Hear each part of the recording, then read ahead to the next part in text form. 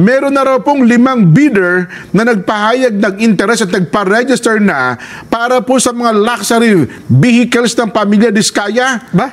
Ito'y isang araw bago tinakdang petsa.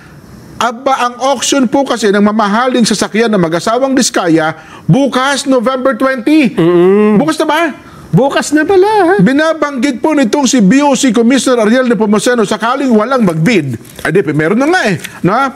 Sa mga sasakyan, meron na rin silang nakahandang plano tulad po ng pagre-rebid sa mas mababang presyo o kaya direct negotiation kung saan tatanggap sila ng proposal mula sa mga interested bidders. Nabatid na nagkakahalaga ng 5 hanggang 45 milyong piso ang 7 luxury vehicle na mag-asawa na nasasangkot ngayon sa manumalyang flood control projects.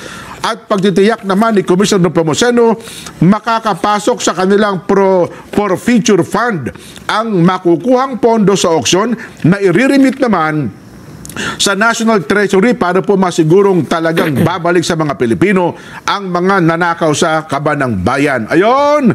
So kung sino pa po ang gusto, naku, yun yung payong, mahalaga yan. Ayun o, di ba? Yung payong ng Rolls-Royce. Pero interesado ko na sundan doon sa isa daw eh. Meron pa raw isang, sino ba nagsabi nun? La Ferrari. Ang sasauli naman, hindi sa Diskaya, na ito palang La Ferrari ay nagkakahalaga ng 250 million pesos. Wow, isa lang? Isang unit lang. Grabing sasakyan. Kamahal ah. Grabe. Eh, tama-tama, may 300 ako dito eh.